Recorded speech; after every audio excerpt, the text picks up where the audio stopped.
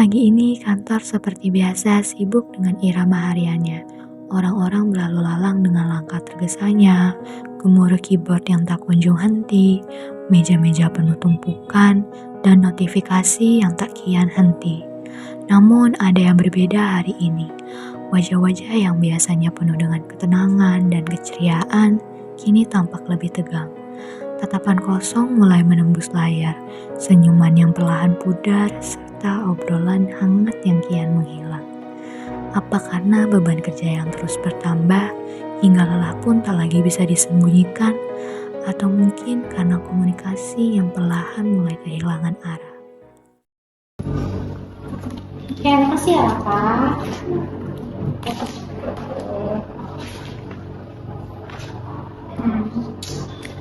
Nah, oke. Jadi itu kan ini udah ada di aku ya. Jadi aku sebenarnya di sini tuh pengen banget kita ngebahas dulu sebelum kita masuk ke pembahasan inti kita. Jadi kalian gimana? Sama di sini tuh kerja bareng tim ini tuh kalian udah nyaman atau belum? Atau ada kekurangan yang emang perlu diomongin tapi nggak bisa diomongin? Jadi kita di sini bisa bermeditasi bareng-bareng gitu loh. Jujur ya, aku kadang merasa kita tuh nggak sepemahaman gitu loh. Bukan dalam konteks kerja ya, tapi kayak komunikasi tugas, terus sama kita nyikapin tugas tuh kayak beda gitu loh, kurang. Iya, aku juga ngerasa gitu. Kadang aku udah ngerjain bagian aku, tapi ada aja orang lain yang nggak sejalan. Jadinya kayak tanggung aja gitu. Kalau yang kalian maksud itu aku juga ngerjain kok. Cuma emang waktunya itu mepet. Aku juga ngehandle yang lain juga. Oke, makasih ya buat Rafa dan juga buat Ayu yang sudah terbuka. Namun menurut aku ini bukan waktunya kita untuk saling menyalahkan satu sama lain. Ya mungkin kita kan punya persepsi masing-masing ya. Menurut orang lain itu biasa aja, tapi menurut yang lainnya itu beban. Sehingga kita punya nilai kerja seperti yang sudah aku tekankan dari awal, kita itu harus bertanggung jawab, saling percaya dan juga komunikasi. Nah, yang bisa aku kasih solusi di sini kalian yaitu Rafa dan juga Ayu bisa komunikasi juga ke Nia, dan Nia juga bisa terbuka kepada Rafa dan Ayu kalau misalnya kerjaan yang kamu kerjain itu sedang menumpuk, sehingga Rafa dan juga Ayu bisa membackupnya gitu. Kita bisa melihat dari cuplikan tadi bagaimana persepsi dan nilai mempengaruhi kerjasama tim. Persepsi adalah cara seseorang memahami dan menafsirkan apa yang ia alami. Setiap orang bisa memiliki pandangan yang berbeda terhadap situasi yang sama. Seperti yang terlihat, Rafa dan Ayu merasa ada ketidakseimbangan kerja meskipun mereka sudah menyelesaikan tugas masing-masing. Mereka merasa kerja tim belum maksimal karena ada anggota yang tidak sejalan. Sementara itu, Nia merasa sudah berusaha menjalankan tugas, hanya saja waktunya terbatas karena beban kerja yang lain. Ini menunjukkan bahwa perbedaan persepsi bisa muncul karena sudut pandang dan pengalaman yang berbeda.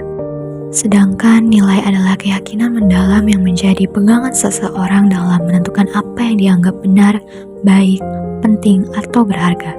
Nilai dapat membentuk prinsip seseorang dan mempengaruhi cara ia mengambil keputusan. Dari sisi ini, Tasya sebagai pemimpin tim menunjukkan bagaimana nilai bisa menjadi jembatan di tengah perbedaan persepsi itu. Ia menekankan pentingnya nilai kerjasama seperti tanggung jawab, komunikasi yang terbuka, dan saling percaya.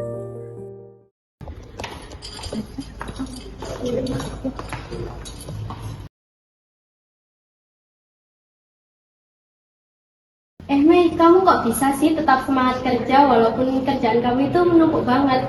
Karena aku tahu tujuannya. Aku suka kalau kerjaanku beres dan orang lain ikut terbantu. Itu juga yang bikin aku semangat sih.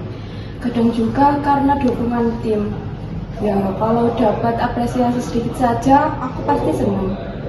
Oh, berarti kamu itu dapat motivasi dalam diri kamu sendiri ya? Dan dapat motivasi dari tim kamu? Iya, itu kombinasi motivasi intrinsik dan ekstrinsik. Kamu juga bisa loh, Vi, pelan-pelan aja. Kalau kamu merasa dihargai, pasti lebih semangat juga kan kerjanya. Ya juga sih, aku kadang juga takut salah untuk mengambil inisiatif sendiri. Nah, kamu perlu lingkungan yang support dan harus percaya diri. Semua orang pasti pernah salah. Yang penting kamu mau belajar. Cuplikan tadi menunjukkan bahwa motivasi kerja berasal dari dua sumber, yaitu motivasi intrinsik yang merupakan dorongan yang berasal dari dalam diri seseorang. Seseorang akan termotivasi karena ia merasa senang, puas, atau tertantang dengan aktivitas itu sendiri. Mailani termotivasi karena merasa pekerjaannya bermanfaat dan mendapat kepuasan pribadi. Sedangkan motivasi intrinsik adalah dorongan yang berasal dari luar diri, biasanya berupa imbalan ataupun pengakuan. Mailani di sini merasa termotivasi karena dukungan dan apresiasi dari timnya. Sedangkan Vivi merasa kurang termotivasi karena takut salah dan kurang percaya diri. Ini menunjukkan pentingnya lingkungan kerja yang suportif untuk mendorong motivasi dan kepercayaan diri terhadap karyawannya.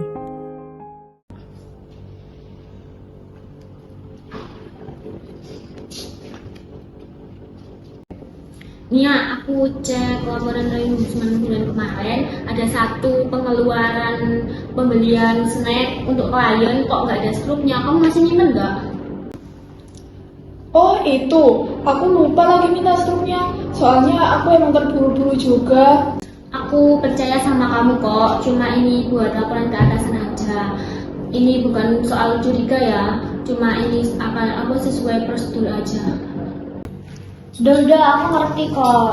Aku apresiasi kamu nih sudah ngomong pelan-pelan. Tapi kadang ngomong kayak gitu juga berpengaruh sama suasana kerja. Iya, maaf. Soalnya aku tersinggung salah nangkep omongan kamu. Cuplikan tadi menggambarkan bagaimana sikap dan konflik bisa muncul dan dapat dikelola dalam situasi kerja. Nesha menunjukkan sikap profesional dan tenang saat menanyakan struk. Meskipun itu berpotensi menyinggung, Nia awalnya defensif karena merasa ditegur, tapi akhirnya menyadari maksud baik dari Nesha setelah dijelaskan.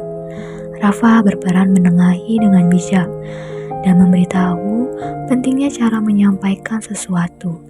Ini menunjukkan bahwa konflik seringkali bukan karena masalah besar, tapi karena cara komunikasi dan respon emosional. Sikap yang bijak, empatik, dan terbuka sangatlah penting untuk mencegah dan menyelesaikan konflik secara sehat di lingkungan kerja. Tasya, aku boleh ngomong gak sih? Awalnya kerja di sini tuh aku pengen resign dari pekerjaan ini. Nah, tapi selang beberapa minggu aku sudah mulai nyaman bekerja di sini. Wah, aku seneng banget Devi denger itu. Karena ya kita itu kerja nggak selalu soal gaji ataupun posisi, tapi juga soal dihargai dan juga berkembang bareng tim. Nah, aku juga belajar dari konflik kecil yang sudah terjadi kemarin. Ternyata suasana kerja itu bisa berubah kalau semua orang itu saling mengerti. Nah, itu juga tuh yang aku harapin dari awal. Kita tuh nggak butuh tim yang sempurna, tapi kita butuh tim yang mau bekerja sama dan juga saling support. Cuplikan tadi menggambarkan bahwa kepuasan kerja tidak hanya bergantung pada gaji atau jabatan, tetapi juga pada suasana kerja yang mendukung, rasa dihargai, dan hubungan yang baik antar anggota tim. Vivi awalnya ingin resign karena merasa tidak cocok dengan lingkungan kerjanya. Namun setelah mengalami perubahan positif di lingkungan kerjanya, ia mulai merasa nyaman dan berkembang.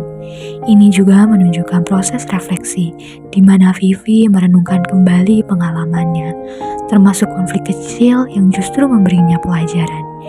Ia menyadari bahwa suasana kerja bisa berubah menjadi lebih baik saat semua orang saling memahami. Hal ini menjadi kunci tumbuhnya kepuasan dan loyalitas dalam bekerja.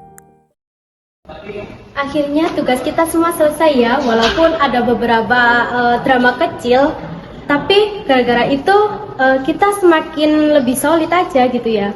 Karena kita semua belajar dari proses itu. Kerja tim bukan hanya soal cepat atau hebat, tetapi soal mengerti satu sama lain. Jujur ya, sekarang aku tuh lebih nyaman untuk menjalani peran aku karena kita itu akan menjadi lebih terbuka gitu. Aku jadi sadar buat komunikasi terbuka sama gak boleh ngejudge seorang langsung. kan ada peribahasa don't judge book by cover. Makasih ya buat semuanya. Aku akan belajar lebih dari aktif lagi dan akan tetap dengerin kalian.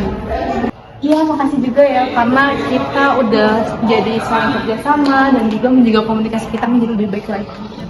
Ya, aku juga mau bilang makasih banget ke kalian semua karena kita udah melewati proses bareng dan kita juga udah belajar satu hal kalau kan dinamika kerja itu bukan cuma sekedar drama aja, tapi buat sebuah ruang dan proses besar.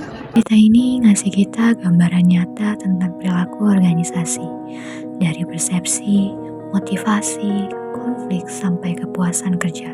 Semua bisa dialami di dunia nyata.